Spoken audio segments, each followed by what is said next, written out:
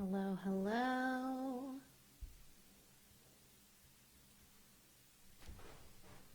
Hi, dear ones. Going live on Facebook and Instagram, so just bear with me here. Welcome, welcome.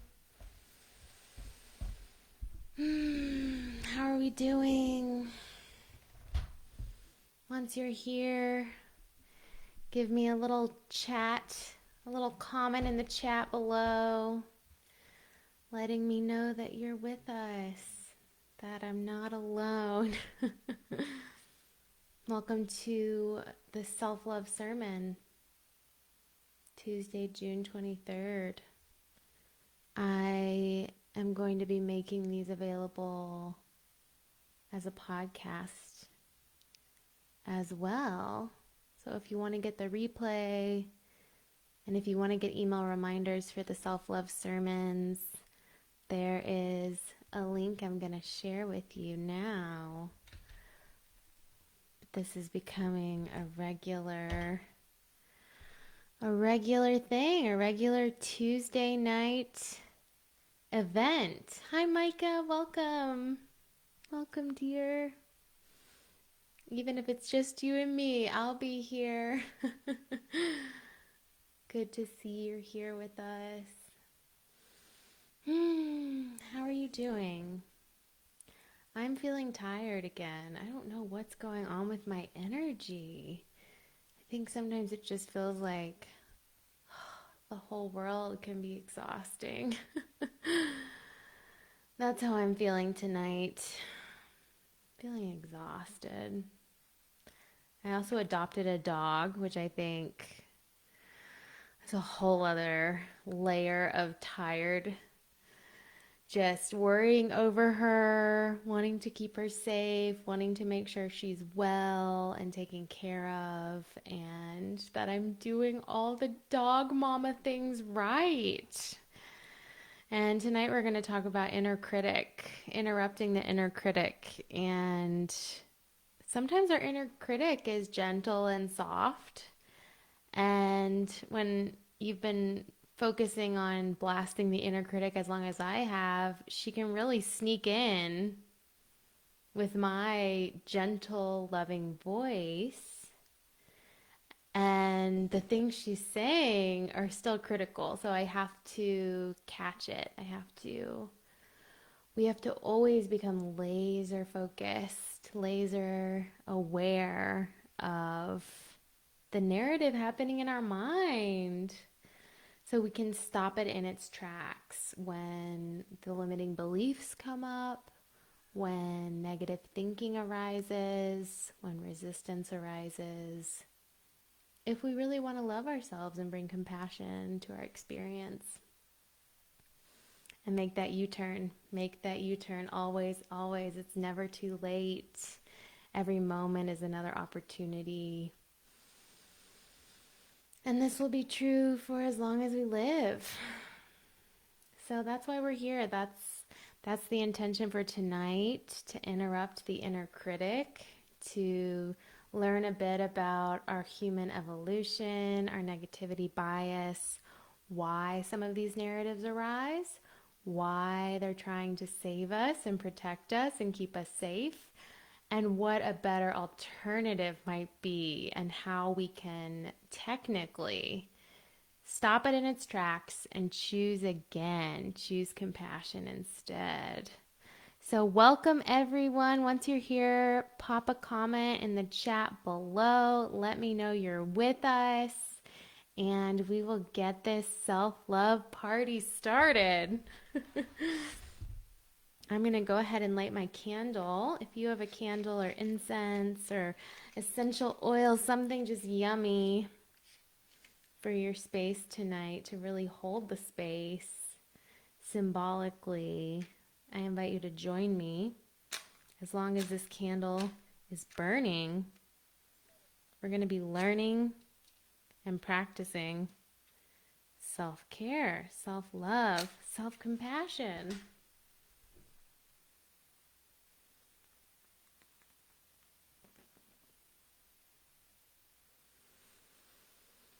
I hold space for my intention to love myself more, to catch the inner critic in its tracks,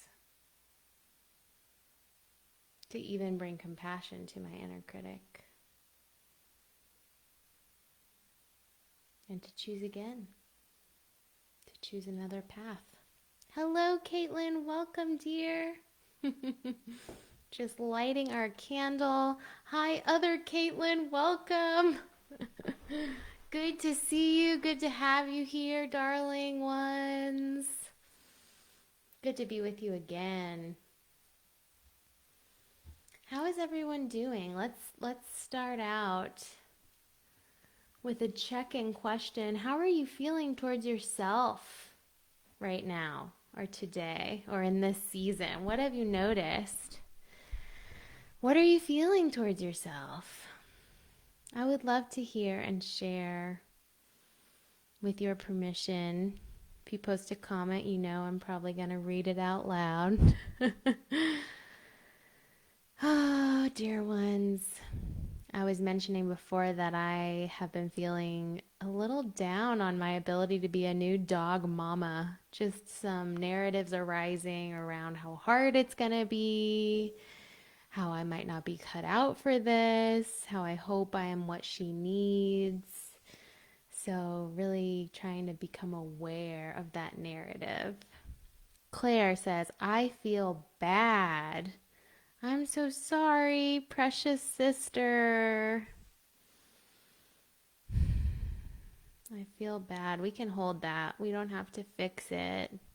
I do hope you find relief today in this talk. If you want to expand on that, you're more than welcome. How are you feeling towards yourself? Such an important question to check in on throughout the day, throughout our week, throughout our month, throughout our lives. It can be a good check-in question for your journal. And to track over time. Well, what was going on when I felt critical? What was going on when I felt hopeful and compassionate? Micah, extra critical, striving extra against feelings of unworthiness or separateness. Ooh, yeah, there's just that extra rawness. We witness you, sister. Caitlin, unsettled. Yeah.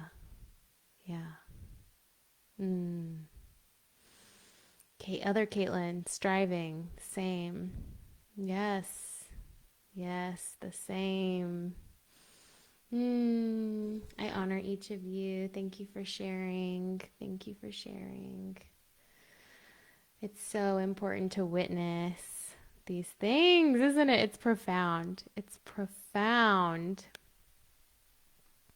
We're going to jump in right away with a short mindfulness practice. So wherever you are, I invite you to bring your feet flat on the floor. Close the eyes, just settle in.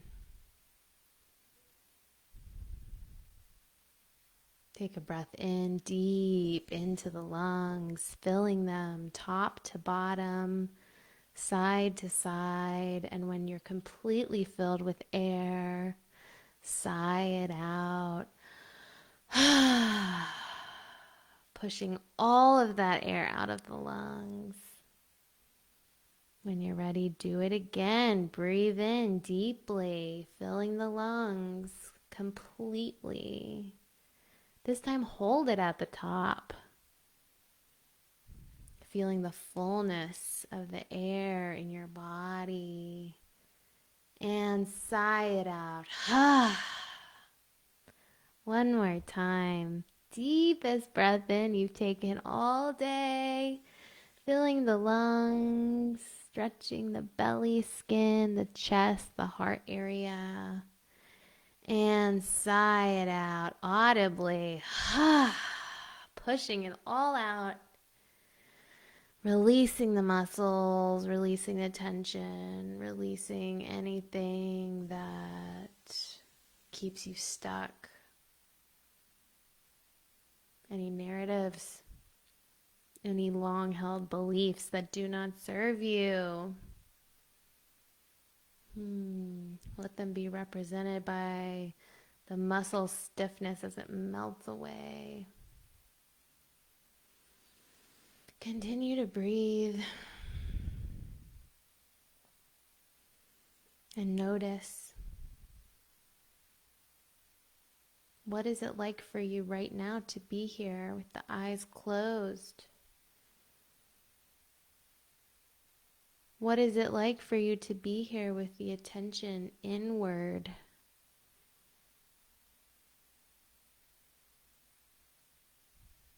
What is it like for you to be guided by my voice? To be still, present, aware.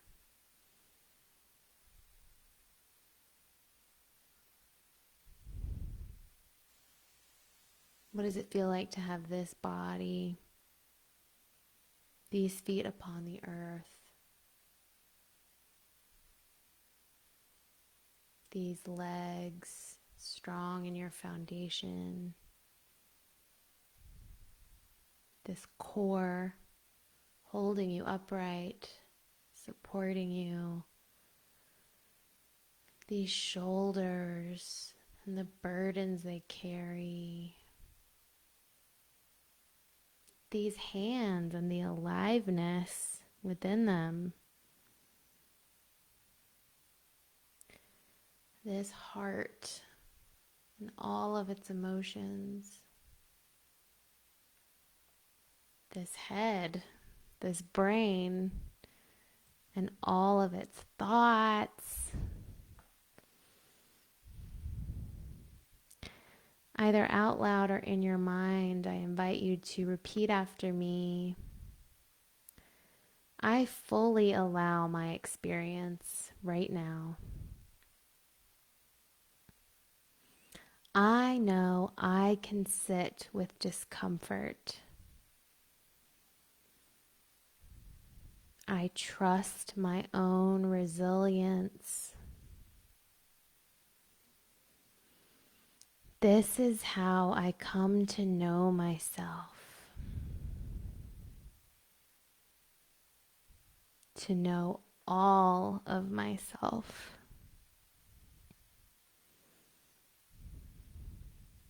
I choose to have self-compassion.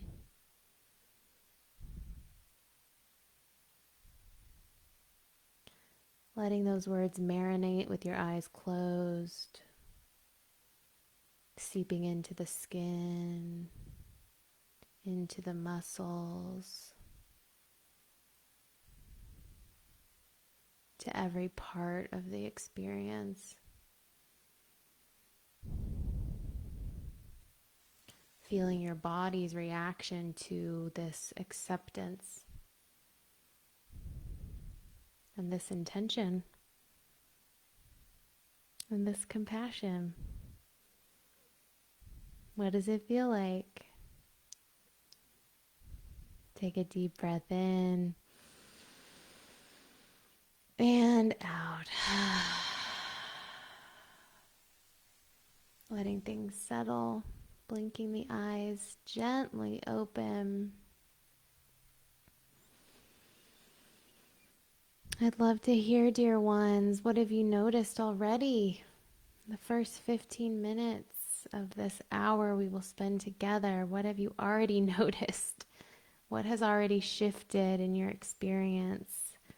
I'd love to hear the effects on the body, the effects on the heart, the effects on the mind.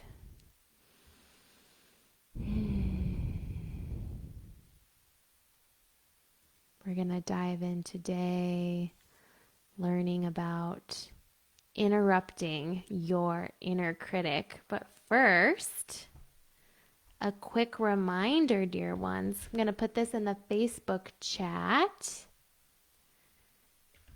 As I give this work freely, I invite you to freely donate if it is in alignment for you, if it is within your highest good tonight to support my work support the work of luminous leanings, support the work and the message of self-compassion and self-care as I seek to spread it more and more.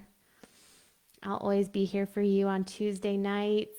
So even if you can't give tonight, I hope you come back. I hope you continue to be here, be part of this growing community.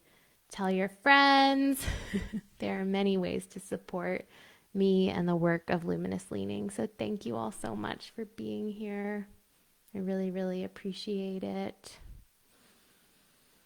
Caitlin says, feeling more at ease, like it will all be okay. Continuing to trust my intuition. Yes, yes, yes. That's so good, Caitlin. Micah, less tense physically and mentally. Good, Micah. Good. Yes, let the tension drain away. Claire, the shoulders dropped when you said to think about how it feels to carry all the burdens on them. Claire, I thought of you specifically when I said that. It was channeled for you, dear one. So, so sweet. Hi, Emily. Welcome. I've got an Instagram live viewer. It's usually just Facebook, so this is exciting. Good, good answers. Caitlin, looser. Yeah, you want to get loose with it. You want to get free with it. You want to feel fluid. That's a great outcome on the body, a great result of acceptance and rest and compassion. Great job, everyone. All right. So, interrupting your inner critic, dear ones. So, foundational to inner critic work is recognizing that you are made up of many parts, many, many parts, and each of them has an agenda. So, I like to think about this really, really simplistically because sometimes there's a lot of parts and it can get a little overwhelming. But you can think of this as every part either being driven by the ego or by the higher self, which you've heard me mention before. The higher self can be equated with your intuition, your future self. Those of you who have been doing future self work with me, it is all one and the same.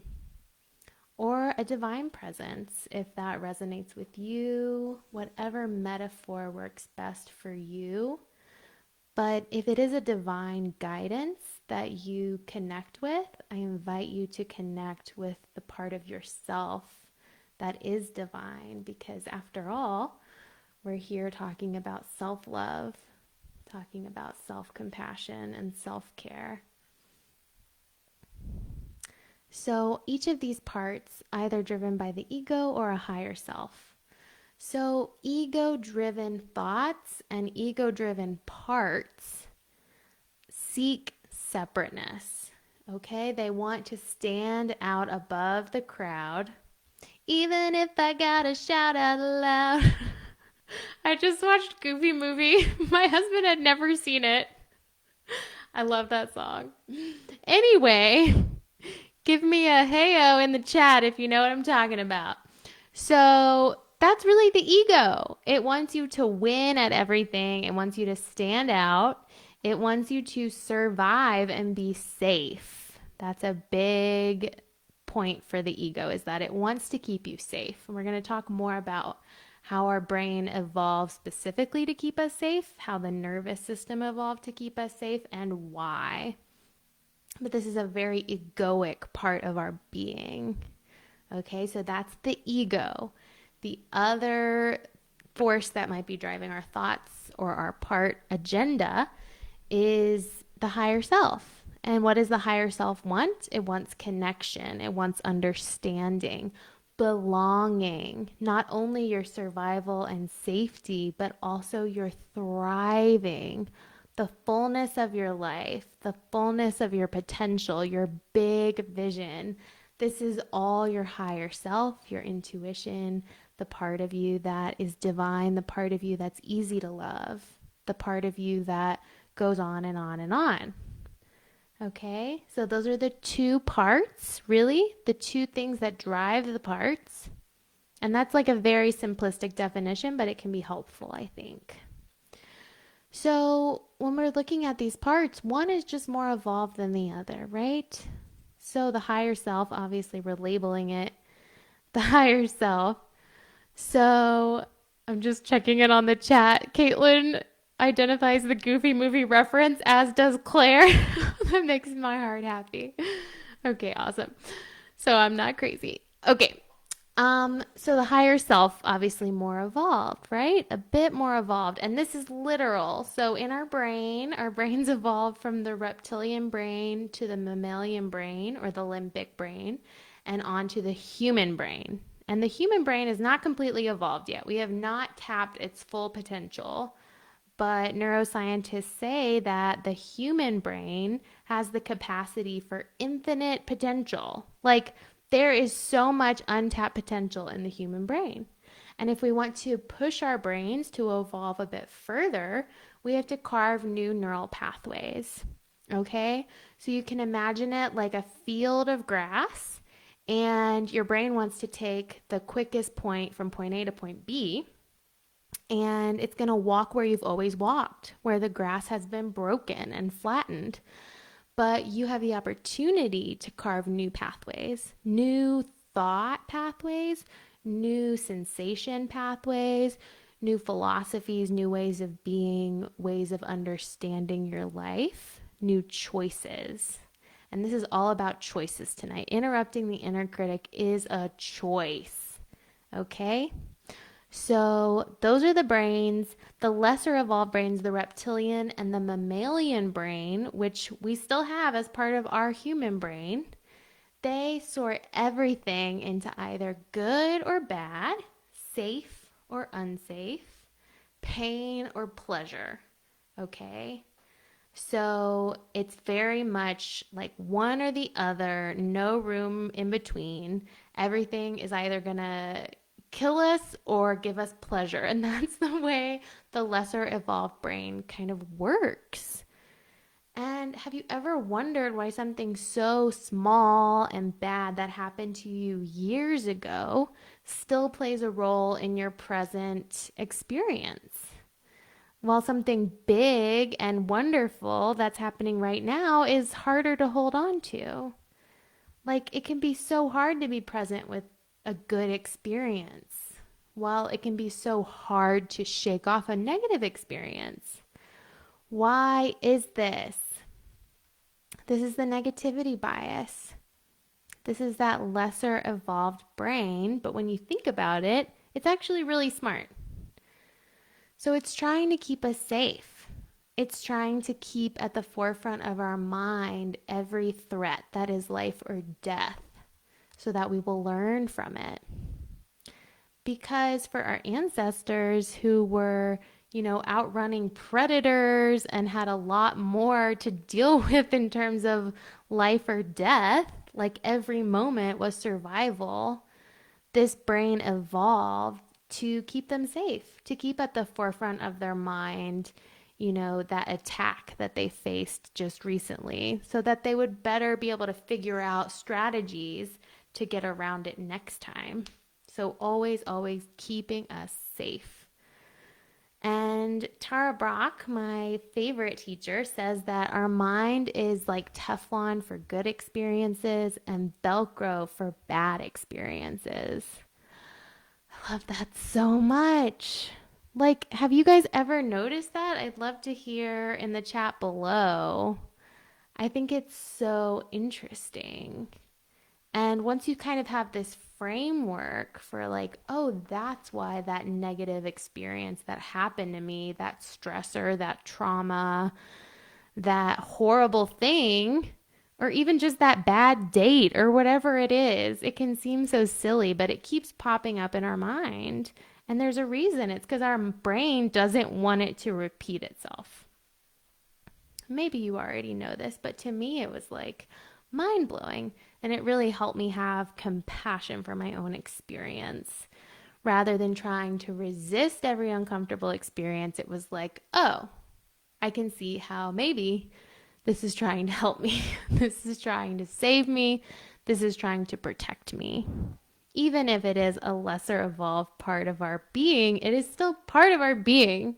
So, again, acceptance and compassion, right? Because every part wants to be seen, every part wants to be understood.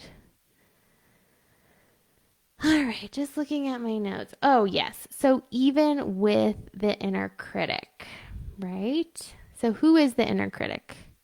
The inner critic is the voice in your head that says you're not good enough. You'll never be good enough. You'll never be enough. You'll never belong, right? Clearly ego driven, the separateness. And the fear is driving it. The fear that you won't belong. The fear that if you don't hear this criticism, you will never make it. You'll never be successful. You'll never find love. That's a big one for everyone because that's the core human desire is love and belonging. So the inner critic is the one that defends this love and desire through criticism and through this egoic way of thinking. So some people talk about imposter syndrome, which is a form of the inner critic. It's sort of the belief that, who do you think you are to ever achieve this thing? Like someone's going to find out that you're an imposter, that you don't have all the answers, you don't have what it takes, and you're going to be found out. Micah says, "Where do I start?" Claire says, "The negativity bias is so tragic, it gets in the way of enjoying life." Yes, yes, yes. That is so true, Claire. Tragic is a good word, and it's on our way to having compassion for it, which I think is critical. So, the inner critic, speaking of critical, we're going to do a little inner critic practice because once you can identify and sort of give like a cartoon character to your inner critic, you can really investigate it. And I love investigations. I love inquiries, asking those questions, getting curious, exploring your own experience. This is how we come to know ourselves better. And when we know ourselves better, we can love ourselves better. Okay? So the good news with the inner critic is you always have a choice. Again, like I said in the very beginning, as long as you're alive, as long as you have breath in your lungs, you have a choice of who is in control. Like who is in the driver's seat of your life, as corny as it sounds. Because once we become aware of who is in the driver's seat, we can make the U-turn. If it's the inner critic, we can say, "Get out of here, get in the back. My intuition, my higher self is going to take over." And it really works. So let's do a little investigation together. So, put your feet flat on the floor, dear one, if it feels okay. Come to stillness, closing the eyes or softening the gaze. Again, breathing in and out. Again, become aware of the body in space. The parts of your body touching the floor, the chair.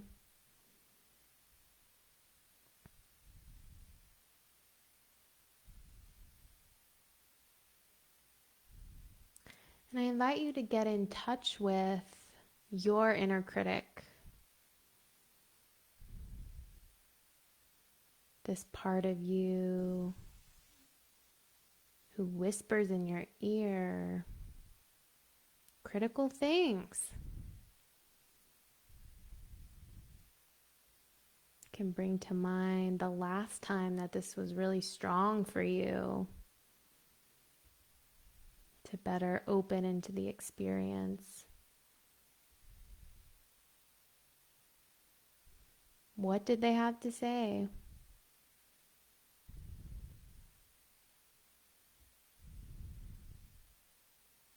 In what ways were they telling you that you were not enough?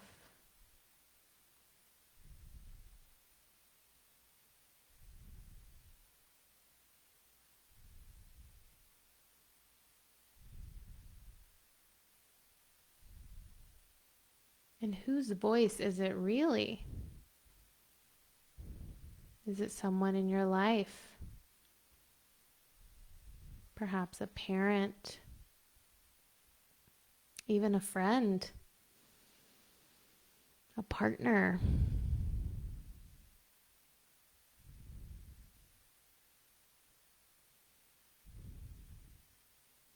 It can help to give the inner critic a cartoon persona. So try seeing them as a cartoon character. What would they look like?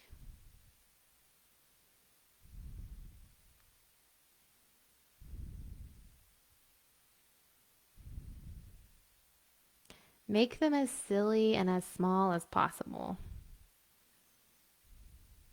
Something you can shrink down and place in the palm of your hand for examining more closely.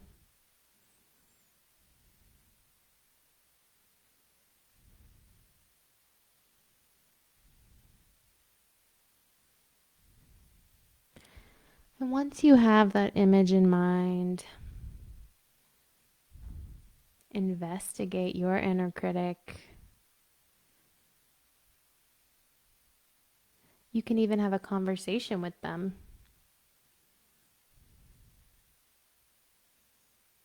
Asking them, what do you want from me?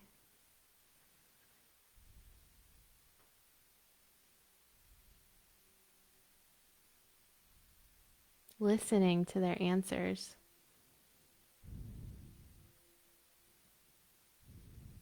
What do you want from me?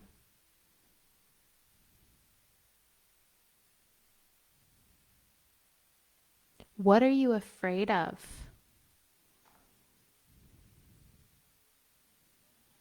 Keep breathing. Seeing that little cartoon inner critic in the palm of your hand. Asking it, what are you afraid of? Listening.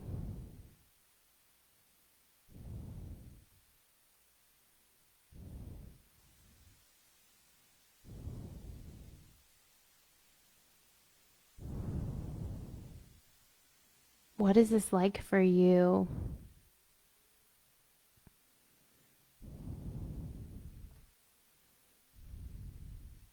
Listening with curiosity. Make yourself open to the answers. What are you afraid of? What are you afraid will happen if I fail?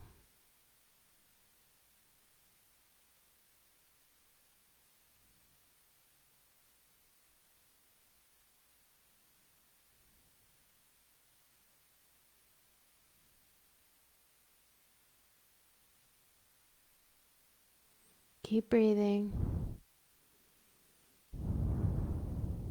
It's not comfortable, but you can handle this.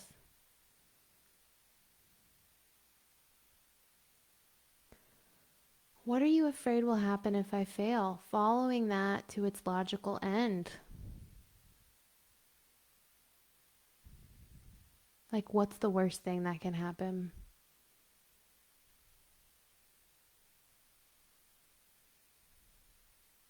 Be receptive. This little inner critic is quite concerned.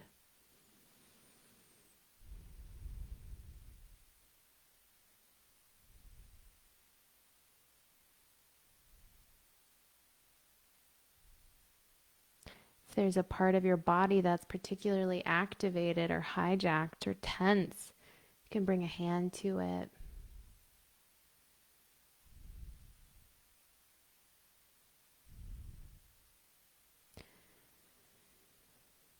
Breathing.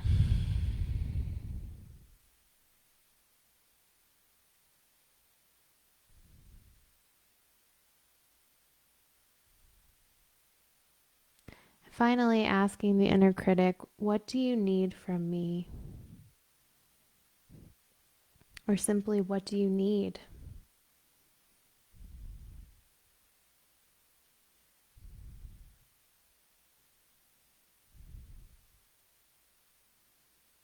Now, assuming the role of caregiver, what do you need? Listening, allowing, breathing.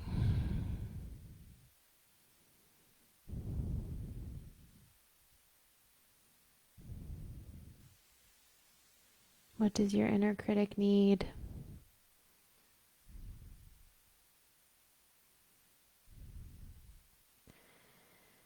Once they've told you, come up with some symbolic gesture, something you can do for your inner critic in this visualization. I once imagined sending my inner critic on vacation. I put her on the beach. What does your inner critic need, and how can you bring that to it?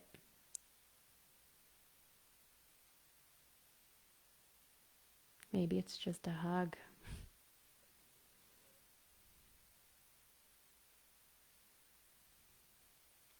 Take a breath in and out. When you're satisfied with the inner critic visualization, you can open the eyes, dear ones. Welcome back. How was your inner critic? I would love to hear. I have heard everything. My inner critic has taken many forms. Most recently, she was the old hag from Snow White with the poison apple. And I've heard several other Disney references. So I would love to hear what cartoon persona came to mind, what qualities they had, and most of all, like, what did you bring to them? What did they need, and how did you meet that need in some small symbolic way? I would love to hear, dear ones. And then we'll check back in. So the inner critic is such a powerful inquiry, isn't it?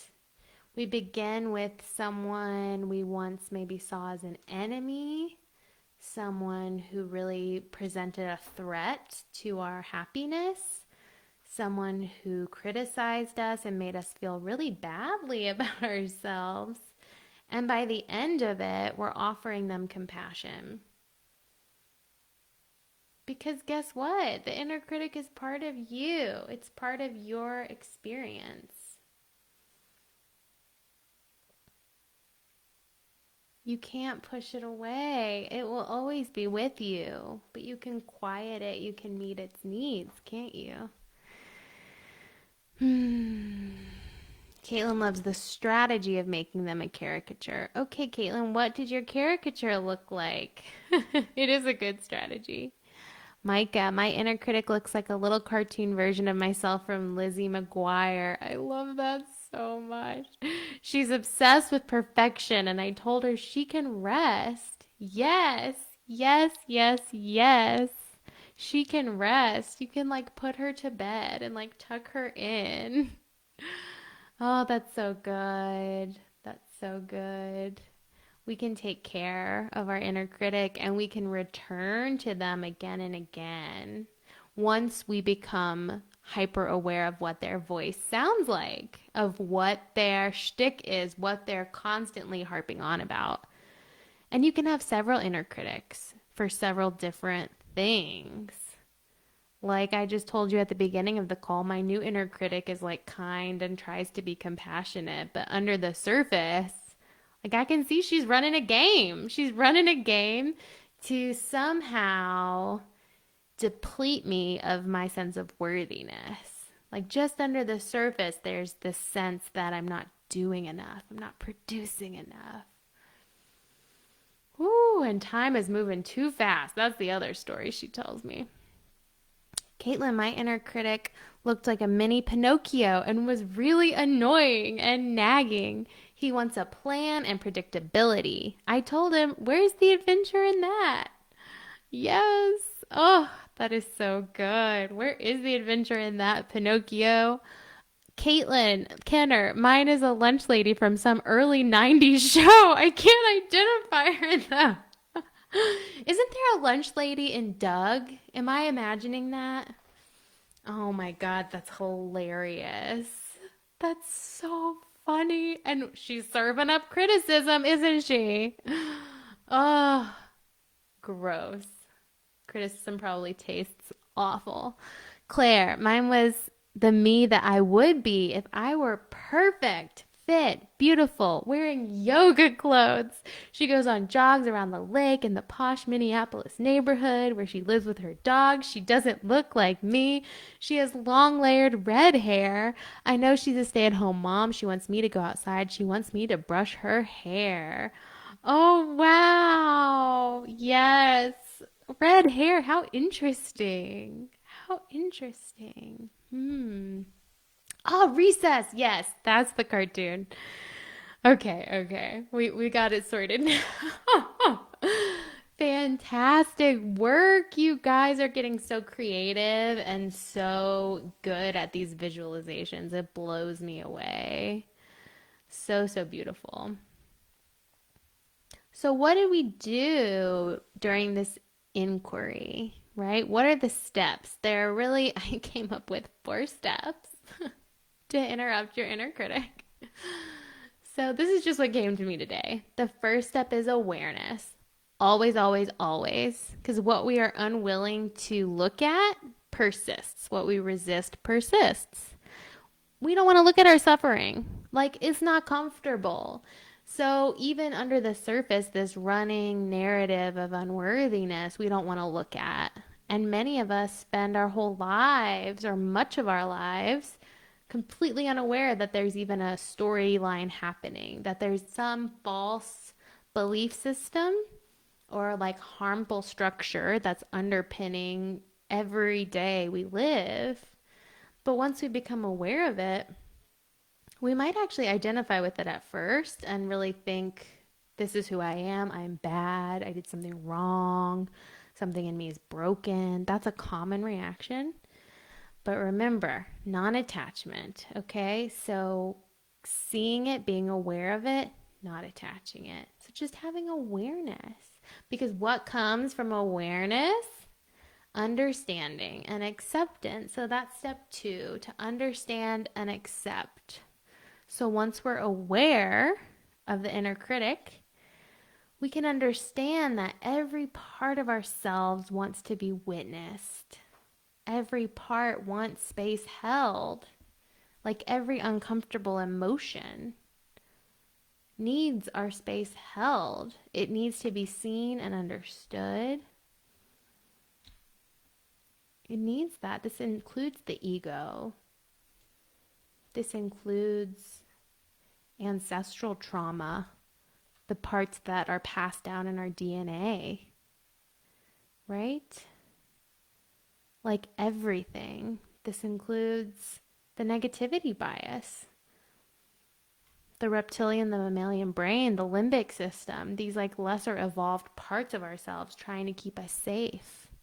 Even they want to be understood. Like, wait a minute, I kept you alive. Bringing our understanding and our acceptance. Because you can't escape it, right? Like we talked about with the car metaphor. You can't really kick the inner critic out of the car. She's with you for life. What role are you going to give her? Where's she going to sit? Maybe put that little cartoon character in a baby car seat and like give her some snacks. That's step 2. Step 3 is forgiveness. This cannot be skipped over.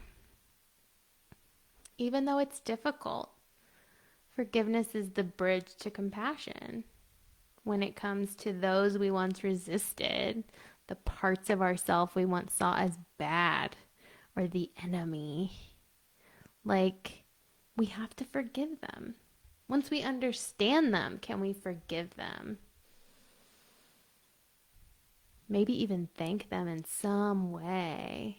Gratitude for trying to keep us safe.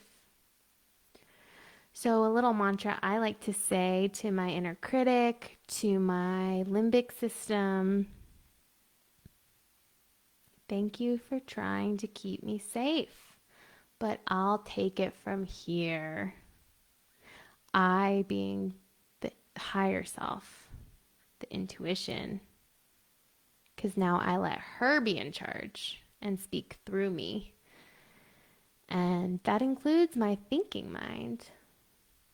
And she's much quieter, much calmer. There's more space between her thoughts because she knows she doesn't have to fill every silence. There's nothing left to do. She knows she is enough. She knows she is worthy. She trusts it. She's pretty non-attached.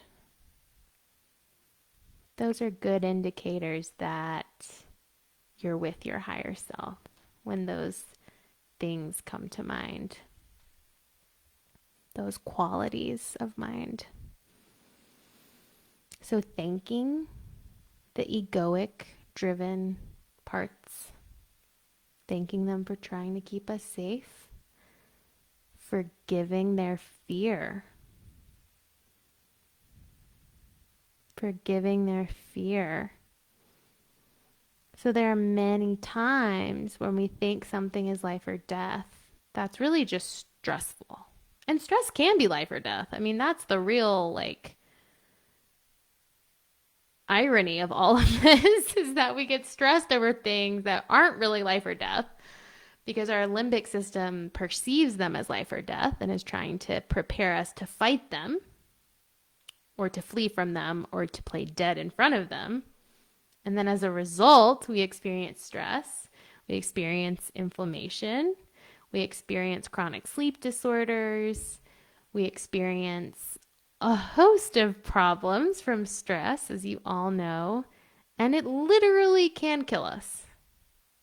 In fact, it's one of the biggest problems we're facing as a Western society, as in the developed world.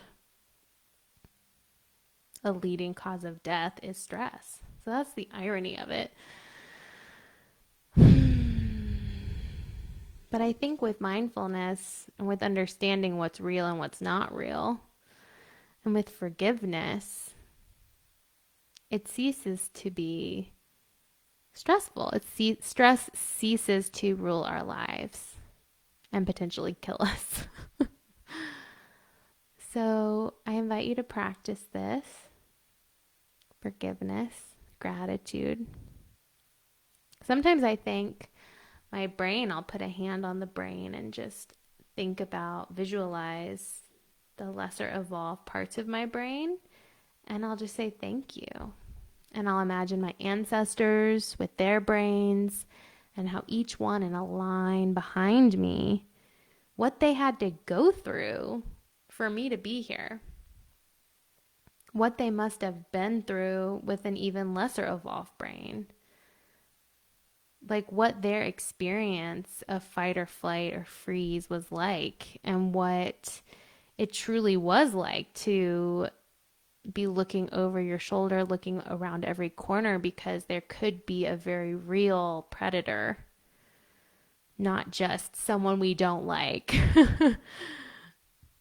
not just a really difficult work assignment, or these modern stressors, these modern predators. So I thank my ancestors. I thank my brain and my nervous system. So that's all part of step 3, forgiveness. And step 4 is redirection. So 1, awareness. 2, understanding and acceptance. 3, forgiveness. And I like to throw in gratitude. And 4, redirection. So choosing again. We choose based on how we want to feel. Those core desired feelings. The intentionality. How do you want to feel when the inner critic comes up? How are you going to take back charge? What are you going to say to her or them? I want to feel worthy. I want to feel enough. I want to feel belonging. Maybe you want to feel some of the things that they want to feel. Connect with that and redirect it in a way that is efficient and healthy and will actually bring you that feeling. Because the last thing you need to be feeling, dear one, is unworthy. That is not helpful. Oh, Claire says COVID is life and death. That is true. That's true. For the most part, I'm talking about like modern stress, like more so like the drama we create in our minds, let me say. But yes, COVID obviously is life and death. Being black in America is life and death, right? There is very real trauma and harm facing modern humans today, even in the most developed, most prosperous nations. Absolutely. So, redirection. In order to redirect to how we want to feel, we first have to know how we want to feel and say it. We have to trust ourselves to make a nourishing choice. So if I said, I want to feel good, well, I could do a lot of unhealthy, unnourishing things to feel good, like in the immediate. But I have to also trust myself to make the most nourishing, sustainable choice. Like you can be trusted with yourself, dear one. Trust is so important with self-compassion because we mistrust ourselves so readily, especially women. We mistrust ourselves. We mistrust our desires, our dreams, our visions, our empathy, our magic, our power. But you have the power. You have the power to redirect the inner critic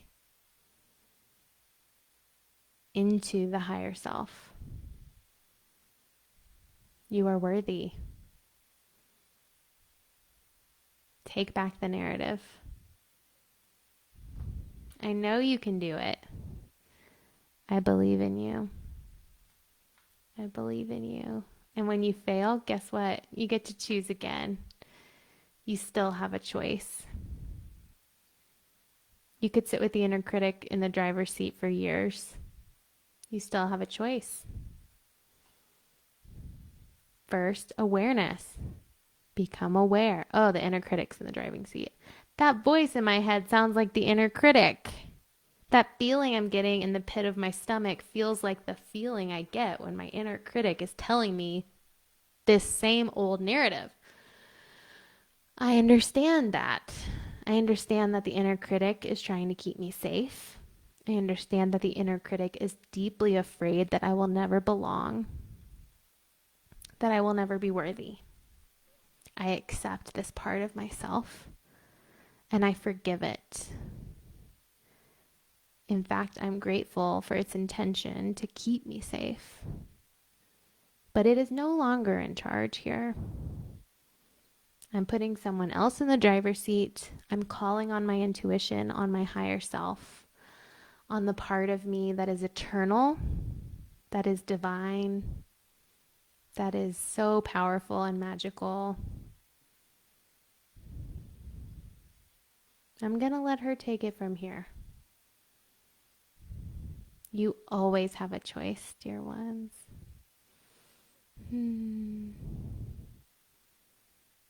Great job tonight. Let's do a little breath work to close, a little yummy parasympathetic drop in, nourishing, relaxing feeling. That's why you're here, no? So go ahead, settle in, close the eyes if it feels good. We're going to practice some Ujjayi ocean breathing, constricting the back of the throat, almost like you're breathing in through a straw down the back of the throat. And on the exhale, like you're fogging up a mirror. So let's practice some Ujjayi breathing. You can place your hands on the belly. Want to engage it deep, deep down. Breathing in and out.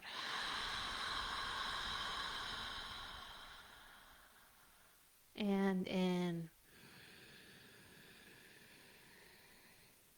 and out.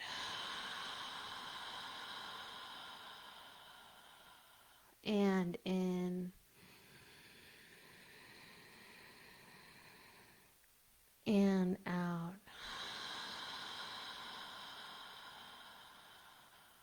And in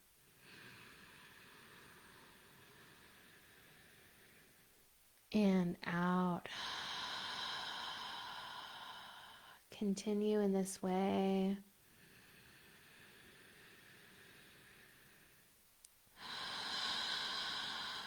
Feeling the effects on your brain,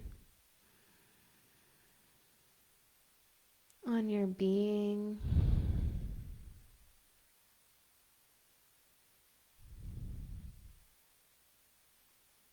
When you're ready, you can release the breath.